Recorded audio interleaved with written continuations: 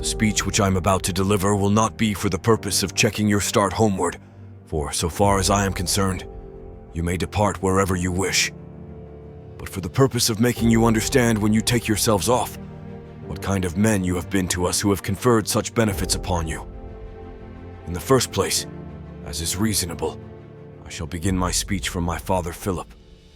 We found you vagabonds and destitute of means, most of you clad in hides, feeding a few sheep up the mountainsides, for the protection of which you had to fight with small success against Illyrians, Tribalians, and the border Thracians. Instead of the hides, he gave you cloaks to wear, and from the mountains he led you down into the plains and made you capable of fighting the neighboring barbarians, so that you were no longer compelled to preserve yourselves by trusting rather to the inaccessible strongholds than to your own valor. He made you colonists of cities, which he adorned with useful laws and customs.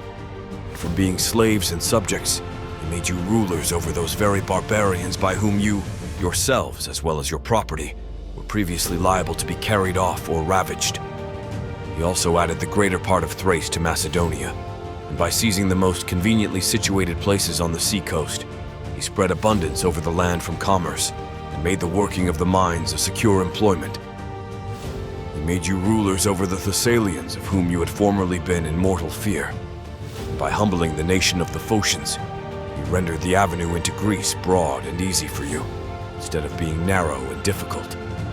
The Athenians and Thebans, who were always lying in wait to attack Macedonia, he humbled to such a degree, I also then rendering him my personal aid in the campaign, that instead of paying tribute to the former and being vassals to the latter, those states in their turn procure security to themselves by our assistance.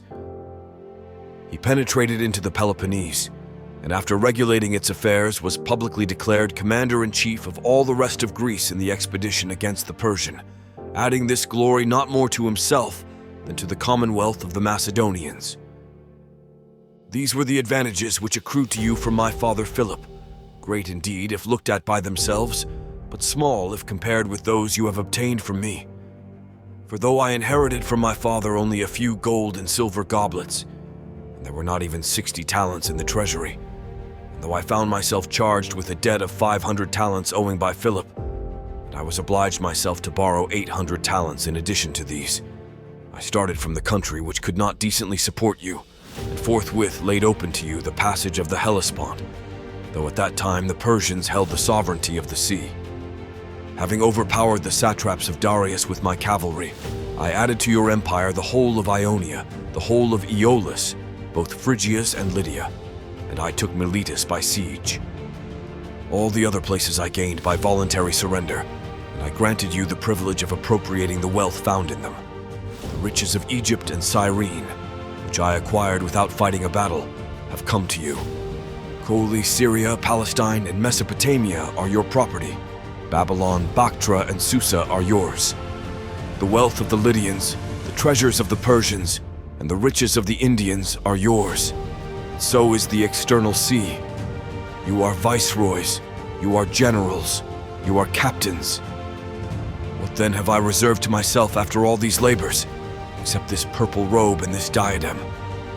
I have appropriated nothing myself, nor can anyone point out my treasures, except these possessions of yours, or the things which I'm guarding on your behalf. Individually, however, I have no motive to guard them, since I feed on the same fare as you do, and I take only the same amount of sleep. Nay, I do not think that my fare is as good as that of those among you who live luxuriously. And I know that I often sit up at night to watch for you, that you may be able to sleep. But someone may say that while you endured toil and fatigue, I have acquired these things as your leader without myself sharing the toil and fatigue. But who is there of you who knows that he has endured greater toil for me than I have for him? Come now, whoever of you has wounds, let him strip and show them, and I will show mine in turn. For there is no part of my body in front, at any rate, remaining free from wounds. Nor is there any kind of weapon used either for close combat or for hurling at the enemy, the traces of which I do not bear on my person.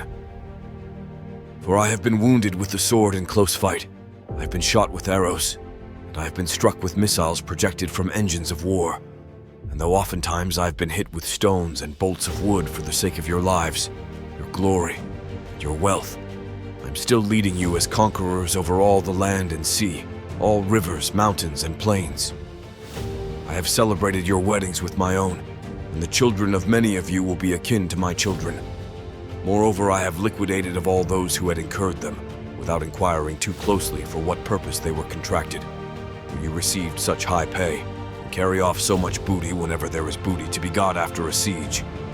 Most of you have golden crowns, the eternal memorials of your valor and of the honor you receive from me. Whoever has been killed has met with a glorious end, and has been honored with a splendid burial. Brazen statues of most of the slain have been erected at home, and their parents are held in honor, being released from all public service and from taxation. But no one of you has ever been killed in flight under my leadership. And now I was intending to send back those of you who are unfit for service, objects of envy to those at home. But since you all wish to depart all of you.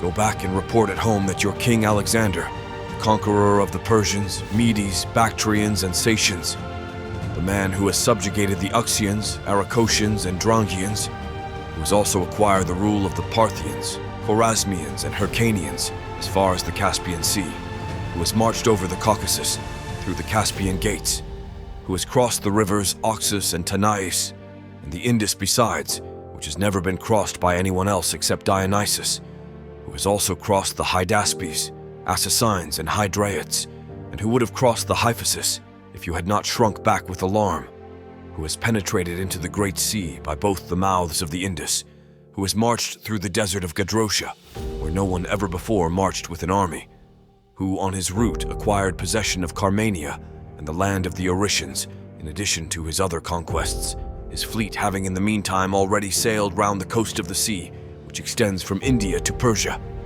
Report that when you returned to Susa, you deserted him and went away, handing him over to the protection of conquered foreigners. Perhaps this report of yours will be both glorious to you in the eyes of men and devout, I ween, in the eyes of the gods. Depart,